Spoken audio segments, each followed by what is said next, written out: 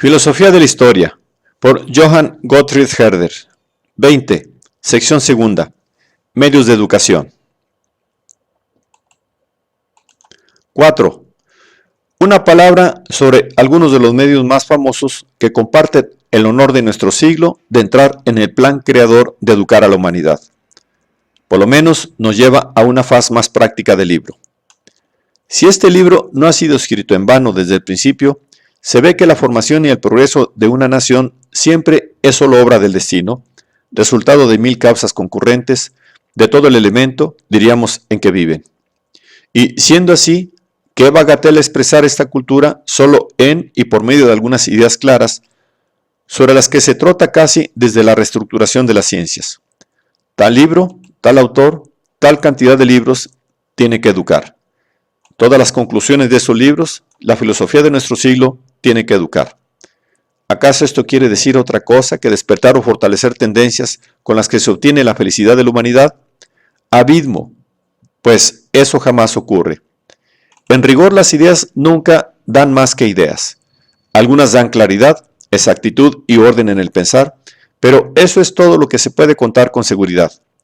Pues el modo en que ha de mezclarse todo eso en el alma, lo que encuentra en ella y lo que debe modificar, la fuerza y la duración que debe tener esa transformación y finalmente la manera en que debe mezclarse e incorporarse en las mil circunstancias y articulaciones de la vida humana, tanto más de toda una época, de todo un pueblo, de toda Europa, de todo el universo, como lo creemos en nuestra modestia. Dioses, ¿qué mundo aparte de problemas? Un hombre que llegara a conocer el modo artificioso de pensar de nuestro siglo, que leyese todos los libros que nosotros leemos desde nuestra infancia, que elogiamos y que, como suele decirse, nos educan, que reuniese todos los principios que explícita o tácitamente aceptamos y elaboramos con ciertas facultades de nuestra alma, etc., y quisiese sacar conclusiones sobre todo ese resorte viviente del siglo, se equivocaría lamentablemente. Precisamente porque esos principios son tan cotidianos y pasan de mano en mano como juguete y de boca en boca como comentario. Por eso precisamente es probable que ya no puedan ejercer ningún influjo. ¿Acaso es necesario el objeto con el cual se juega? Y si se tuviera tanto grano que se dejara de sembrar, de cultivar, tanto que hubiera que cubrir el campo como granero, la tierra será árida y seca. ¿Podrá arraigar algo en ella, prosperar? ¿Llegará un solo grano a la tierra? ¿Para qué buscaré ejemplos de una verdad para la cual desgraciadamente casi todo sirve de ejemplo, religión y moral, legislación y costumbres corrientes? Todo desborda de bellos principios, razonamientos, sistemas, interpretaciones. Desborda de tal manera que casi nadie ve el suelo ni hace pie, y por lo mismo nada en la superficie. El teólogo hojea entre los ejemplos más conmovedores de la religión, aprende, sabe, demuestra y olvida. Desde niños se nos educa para teólogos. Desde el púlpito resuenan principios que todos aceptamos, conocemos, sentimos como buenos y que dejamos en y junto al púlpito. Lo mismo con la lectura, la filosofía y la moral. ¿Quién no está hastiado de leerlas? ¿Y cuál es el escritor que no se propone ante todo disfrazar bien y dorar la píldora enervada ya? Es que la cabeza y el corazón están separados. Desgraciadamente, el hombre ya ha llegado al punto de obrar no de acuerdo a lo que sabe, sino a lo que quiere. ¿De qué le vale al enfermo toda la reserva de golosinas que no puede gozar por su enfermedad y cuyo exceso precisamente lo ha enfermado? A los difusores de este medio cultural siempre podría dejárseles la palabra y la ilusión de educar. La humanidad, y en especial a los filósofos de París, de formar toda Europa y todo el universo. Ya sabemos lo que significa ese lenguaje, ese tono, esa frase convencional, esos giros hermosos o a lo sumo esa necesaria ilusión. Pero cuando aquellos que disponen de medios completamente distintos también caen en esa cultura libresca, cuando con ellos rodean al siglo de un halo hermoso y llevan su mirada hacia el brillo de esta luz inerte para mantener libres las manos y el corazón, error y pérdidas, sois lamentables. Hubo una época en que la legislación fue considerada el único medio para formar naciones, y este medio, abordado del modo más extraño, no hubo modo de llegar a ser, casi siempre, más que una filosofía general de del hombre, un código de la razón, de la humanidad y no sé qué otra cosa. El asunto era sin duda más deslumbrador que útil. Por cierto, se agotaron todos los lugares comunes sobre lo justo y el bien, las máximas de filantropía y de sabiduría, las perspectivas de todas las épocas y pueblos. ¿Para todas las épocas y pueblos? Y por lo mismo, desgraciadamente, no para el pueblo que debía adoptar ese código como si fuera su traje. Todo eso que se toma como carácter general, no es quizá espuma que se diluye en la atmósfera de todos los tiempos y de todos los pueblos. Qué distinto es preparar el alimento para las venas y nervios del pueblo propio, para fortalecer su razón, para fortalecer su corazón, para renovar su médula y su savia. Entre los enunciados con carácter general, por hermosa que sea la verdad que expresan, y su más mínima aplicación hay un abismo. Y aplicarlos al único lugar conveniente, para los fines correspondientes, del único modo mejor.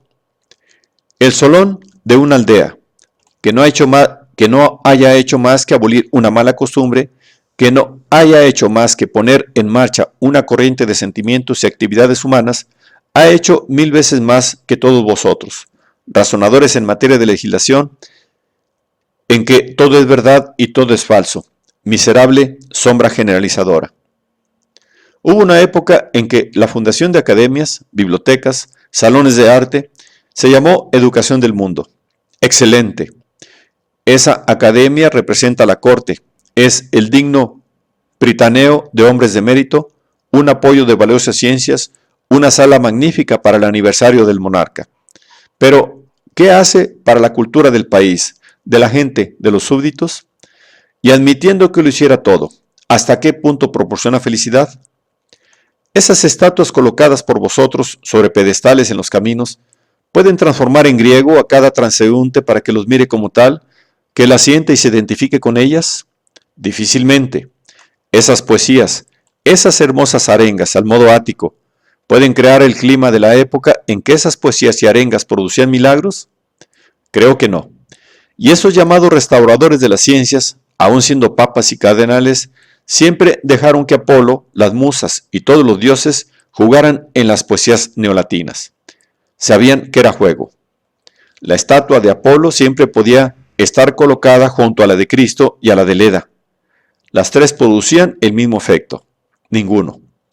Si la comedia y la tragedia pudiera provocar un verdadero heroísmo romano y crear Catones y Brutos, ¿creéis que vuestro teatro, que vuestro púlpito aún existiría?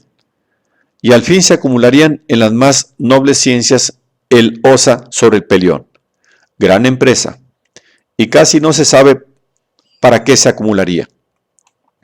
Ahí están los tesoros y no se los utiliza. Al menos de seguro que no es la humanidad la que los utiliza actualmente. Hubo una época en que todos se lanzaban sobre la educación, y la educación se tradujo en hermosos conocimientos prácticos, ilustración, difusión de luces, facilidades ad captum y hasta en un temprano refinamiento de las buenas costumbres. Como si todo eso pudiera modificar y formar sentimientos, sin recordar siquiera algunos de los medios despreciados con que se podrían restaurar o crear buenas costumbres, incluso prejuicios, ejercicios y fuerzas, como si con eso solo se pudiera formar un mundo mejor. Se escribió, se imprimió, se olvidó la composición, el plan. Se hizo un manual de educación, como lo tenemos por millares, un código de buenas costumbres, como aún lo tenemos por millones. Y a pesar de todo, el mundo permanecerá tal cual es. Cuán distinto se pensaba acerca de esto en las épocas y en los pueblos en que todo aún era estrictamente nacional. Toda cultura surgía de una necesidad especial y serviría a ella. Todo era experiencia, acción, aplicación de la vida en un círculo determinado, aquí en la choza patriarcal, allá en los reducidos dominios agrícolas, más allá en una pequeña república de gentes, en que todo se conoce, se siente y por lo tanto también se podía hacer sentir, en que se tenía el corazón del hombre en la mano y se conocía aquello de lo que se hablaba. No dejaba de ser un reproche halagador el que nuestro siglo ilustrado le hacía a los meros ilustrados griegos, de no haber hecho una filosofía verdaderamente universal y abstracta, sino que siempre han hablado refiriéndose a las características de las pequeñas necesidades a un escenario reducido. Ahí también el lenguaje se adaptaba, cada palabra encontraba su lugar. Y en los tiempos mejores, en que aún no se hablaba por medio de palabras, sino por medio de la acción, costumbre, ejemplos, por miles de influjos, cuán distinto era. Todo estaba definido, era fuerte y eterno. Ahora hablamos a la vez de 100 condiciones sociales, clases, épocas, generaciones humanas, para no decir nada de ninguna. Nuestra sabiduría, tan sutil e incorpórea, es espíritu abstracto que se desvanece sin aplicación. Lo otro fue, y siguió siendo sabiduría del ciudadano, historia de un objeto humano, savia densa en alimentos. Si mi voz tuviese volumen y resonancia, como les aclamaría a todos los que cooperan en la educación de la humanidad.